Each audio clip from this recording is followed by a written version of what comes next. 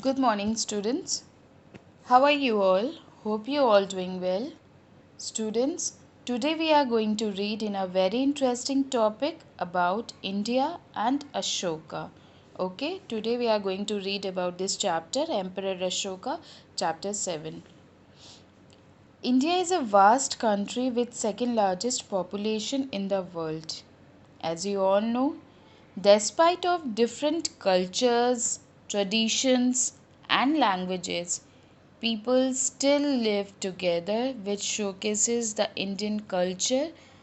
That is why I or we feel proud that we are Indians, है ना? India is the only country जहाँ लोग आज भी साथ रहना पसंद करते हैं अपनी फैमिली के साथ, अपने फ्रेंड्स के साथ।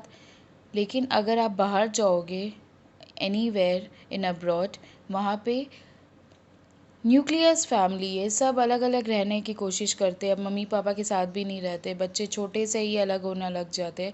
लेकिन हमारी इंडियन का जो कल्चर है वो इतना अच्छा है कि हम अपने मम्मी पापा के साथ भी रहते हैं, साथ में और भी हमारे जो पेरेंट्स हैं वो भी हमारे साथ रहते हैं most of the cases. Ashoka the king, or we can say the great king, he was one of the greatest ruler of our country. He was a superhero. Today we are going to talk about the king Ashoka. So let's start.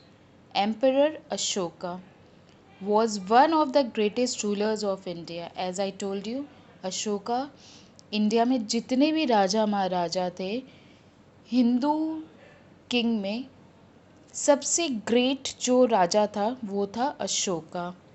He ruled more than 2000 years ago. Just imagine 2000 साल से, मतलब 2000 years ago, more than उन्होंने rule किया था। शायद यही वजह है कि हम आज भी अशोका के बारे में बात करते हैं, उनके बारे में जानने की कोशिश करते हैं। हम हिस्ट्री में इनके बारे में पढ़ते हैं, एसएसटी में, इंग्लिश में, हमारे सब्जेक्ट में भी इनकी चैप्टर्स रहती है। Pataliputra Pataliputra now Patna was the capital of Ashoka's empire. Ashoka's empire means Ashoka जहाँ उनकी पैलेस थी। पैलेस मीन्स जहाँ वो अपना राज्य सभा संभालते थे, उनको अशोका एम्पायर, उनको एम्पायर किया कहा जाता है। तो उनका कहाँ पे था ये? पाटलिपुत्र, जिसको आज हम पटना के नाम से जानते हैं।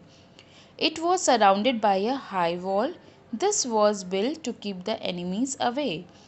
जो उनका पैलेस था, उनकी जो बाउंड्री थी, वो बहुत ही ऊंची ऊंची दीवारें थी। बहुत ऊंची दीवारें उन्होंने बनवा रखी थी। क्यों बनवा रखी थी? जैसे हमारे घर का एग्जाम्पल ले लो, आप जहाँ रहते हो वहाँ पे भी आपकी बाउंड्रीज़, घर वाले बाहर पेरेंट्स आपके जो होते हैं वो ऊंची बनवाते। क्यों? जिससे कि हम सेफ़ रह सके अपने घरों में, हमारे बाहर का कोई इंसान या कोई जानवर या कोई भी एनीथिंग कोई आ ना जाए, इसलिए हम अपनी दीवारों को थोड़ा ऊंचा रखते हैं जिससे कि हम अंदर सेफ़ रहे। वैसे ही अशोका अपने अपने एरिया को सेफ़ रखने के लिए, अपने पैलेस को सेफ़ रखने के लिए बहुत ही ऊंची ऊंची दीवारें बनवा रखी थी। क्योंकि राजा महाराजा के टाइम में पहले यही हुआ करता था कि लोग, जो जितने महान राजा होते थे और जिनकी एम्पायर सबसे ज़्यादा हुआ करती थी, आस पड़ोस के नेबरिंग कंट्रीज़ के जितने भी राजा महाराजा होते थे वो उनके एम्पायर को हड़पने की कोशिश किया करते थे। तो हड़पने के लिए उनको क्या करना पड़ता था? एक दूसरे से लड़ाई करनी पड़ती थी। तो इसीलिए वो अपने वॉल्स को इतना ऊंचा रखते थे जिससे कि वो सेफ़ रह सके, अगर कोई एनिमी आ भी जाए तो वो जल्दी से उन पर अटैक ना कर सके। The royal palace was at the centre of the city. जो इनकी जो पैलेस थी, रॉयल पैलेस, बहुत ही सुंदर इनका पैलेस था, वो कहाँ था? सिटी के बीचों बीच। The city had houses, temples, shops, market places and parks. City के अंदर ये सारी चीज़ें मौजूद थी। हाउसेस अपने लोगों के लिए घर बना रखे थे, टेम्पल्स थे, शॉप्स थे, मार्केट प्लेसेस थे एंड पार्क्स थे, सब थे। The Kalinga war. Now what is Kalinga war? Kalinga war क्या था? कलिंगा क्या है? कलिंगा तब के टाइम में एक पार्ट हुआ करता था इंडिया का, जिनको आज हम उड़ीसा के नाम से जानते हैं। ठीक है, तो पहले इंडिया के छोटे छोटे पार्ट हुआ करते थे और उन छोटे छोटे पार्ट के अलग अलग राजा महाराजा हुआ करते थे। जैसे आज इंडिया पूरा एक है और इसमें एक ही प्राइम मिनिस्टर रूल करता है। अब क्योंकि ये राजा महाराजाओं का टाइम नहीं है, गवर्नमेंट का टाइम है, तो एक प्राइम मिनिस्टर ही पूरे इंडिया को रूल करता है। लेकिन फिर भी हम छोटे छोटे छोटे मतलब अलग अलग सिटीज़ के स्टेट्स के हम सीएम बना के रखते हैं कि वो समझ लीजिए एक राजा का काम करते हैं। वो अपने अपने एरिया को, अपने अपने सिटी को, अपने अपने स्टेट को वो संभालते हैं। लेकिन रूल कौन करता है? जो मेन हेड होता है, दैट इज़ प्राइम मिनिस्टर। वो पूरे इंडिया को देखता है। वैसे ही राजा महाराजा लोग के टाइम में इंडिया जब छोटे छोटे पार्ट में था, तो उन छोटे छोटे पार्ट का अपना अपना एक राजा हुआ करता था। वो अपने अपने एरिया को देखा करते थे। Ashoka ruled over a large part of India. Ashoka ने इंडिया के ऑलमोस्ट सभी पार्ट में उन्होंने जीत लिया था। उनको फाइट में सारे पार्ट को उन्होंने जीत लिया था। सब उन्हीं के अंडर आ गए थे सारे एम्पायर। लेकिन कलिंगा, प्रेजेंट डे उड़ीसा, जिनको हम उड़ीसा के नाम से आज जानते हैं, was the one region that was not under his rule. Kalinga ही सिर्फ एक ऐसा रीजन था जो कि अशोका के अंडर नहीं था। To bring Kalinga under his empire, Ashoka fought a war. अब ऑब्वियस सी बात है, अगर आपके पास में पेंसिल हो, स्केल हो, इरेज़र हो, सब कुछ हो, लेकिन आपके पास पेंसिल बॉक्स ही ना हो, जिसको आप ज्योमेट्री बॉक्स भी कहते हो, और किसी बच्चे के पास हो, तो आपको वो क्यूरियोसिटी नहीं रहती अंदर में, उसके पास तो सब कुछ है, मेरे पास क्यों नहीं है, मेरे पास भी होनी चाहिए। वैसे ही अशोका के मन में था कि जब मेरे पास इंडिया का सारा पार्ट है, तो उड़ीसा क्यों नहीं है मेरे अंडर? तो मैं उड़ीसा को भी अपने अंडर लाऊंगा, जिससे कि इंडिया पूरा मेरे अंडर हो जाए। तो फिर उन्होंने क्या किया? This war is known as a Kalinga war. उन्होंने फिर लड़ाई की, अशोका ने लड़ाई की कलिंगा वॉर के लिए, और फिर कलिंगा को भी उन्होंने लड़ाई करके जीत ली। अब इंडिया में पहले इतने राजा महाराजा थे, कोई बहुत अच्छे थे, कोई बहुत बुरे भी थे। जो बुरे थे वो लोगों पे अत्याचार करते थे, वो लोगों के लिए कुछ भी नहीं किया करते थे। और जो अच्छे महाराज, जो अच्छे किंग हुआ करते थे, वो लोगों की बहुत हेल्प किया करते थे और उनके लिए कुछ ना कुछ डेवलप करके ही गए, इंडिया में डेवलपमेंट ही करके गए। उनमें से अशोका थे। जब उन्होंने कलिंगा वॉर किया तो वो बहुत खुश हुए एक बार तो, कि हाँ मैं ये लड़ाई जीत चुका हूँ। लेकिन जब उन्होंने ये देखा कि एक लड़ाई जीतने के लिए मैंने अपने इतने लोगों को खो दिया, many people died in this war, thousands were injured.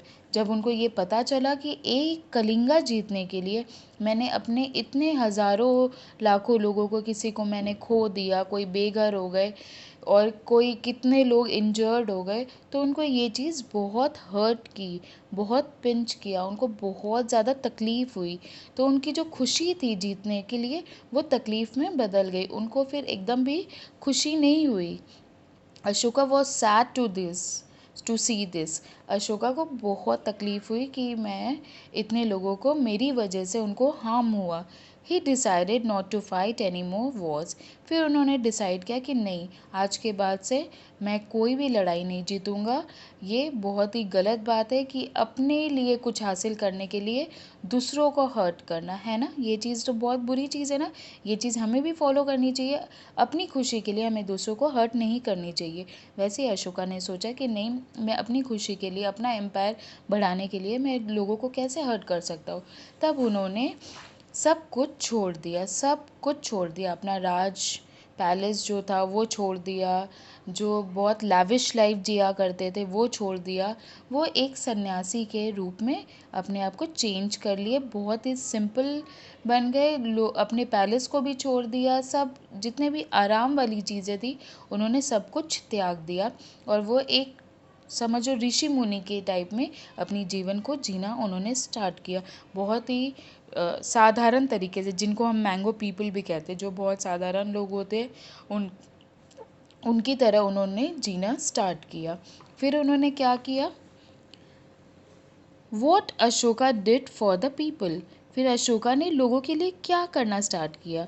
After the Kalinga war, Ashoka spent most of his time doing good for the people. तो जब उन्होंने सब कुछ त्याग दिया, फिर उन्होंने सोचा कि अब मैं अपने लोगों के लिए सिर्फ़ और सिर्फ अच्छी चीज़ें करूँगा, उनकी हेल्प करूँगा, उन्हें कोई भी तरह से तकलीफ़ नहीं होने दूँगा। तो उन्होंने क्या-क्या किया लोगों के लिए? He built roads and rest houses, planted trees, dug wells, built hospitals for people and animals. फिर उन्होंने लोगों के लिए घर बनाया, लोगों के लिए हॉस्पिटल्स बनाए, सिर्फ लोगों के लिए नहीं, एनिमल्स के लिए भी बनाए। खूब सारे पेड़ लगाए, जिससे कि वहाँ की जो इन्वायरमेंट है, जो पॉल्यूशन ना हो वहाँ पे, और हमेशा मतलब टेम्परेचर वहाँ का अच्छा रहे। ऑब्वियसली आपको भी पता है कि ग्रीनरी रहेगी, प्लांट्स लगाने से, ग्रीनरी रहने से रेन बहुत ज़्यादा होते हैं, और वो हमें शैडो देते हैं, शेड देते हैं, शेड के नीचे हम उनके बैठे रहते हैं, जिससे कि हमें आराम मिले, हवा बहुत अच्छी फ्रेश चलती है। तो प्लांट्स, तो इसीलिए उन्होंने लोगों के लिए ट्रीज़ प्लांट किए। प्लांटेड ट्रीज़ के मतलब प्लांट बहुत सारे ट्रीज़ लगवाए लोगों के लिए। और डग वेल्स, जैसे आज के टाइम में हम आर ओ का पानी पीते, तब आर ओ का पानी नहीं हुआ करता था। लोग कहाँ से पानी लाया करते थे? लोग डग वेल्स मतलब कुआँ। लोग कुआँ खुदवाया रहता था, हर जगह कुआँ रहता था, वहाँ से लोग पानी लिया करते थे। और तभी अशोका ने हर जगह लोगों के पानी पीने की कोई प्रॉब्लम ना हो, इसलिए वहाँ पे डग वेल्स कराया, मतलब कुआँ खुदवाया, और वहाँ पे लोगों के लिए पानी का भी प्रॉपरली इंतज़ाम करवाया। तो इस तरह से उन्होंने लोगों को मेहनत की और लोगों का बहुत हेल्प किया, और उन्होंने अपना जितना भी आरामदायक जो इनकी ज़िंदगी थी उसको उन्होंने त्याग दिया। And you know what, Ashoka के ग्रैंडफादर का क्या नाम था? His grandfather name was Chandragupta Maurya, and he was the son of Bindusara king. इनके जो पापा थे, अशोका के जो फादर थे, his name was Bindusara. Okay, तो बच्चे आज हम यहीं तक चैप्टर पढ़ेंगे। आपको ये चैप्टर अच्छे से रीड करनी है दोबारा, फिर हम नेक्स्ट टाइम पढ़ेंगे अशोका एंड बुद्धिज़्म। ठीक है, तो thank you, have a nice day.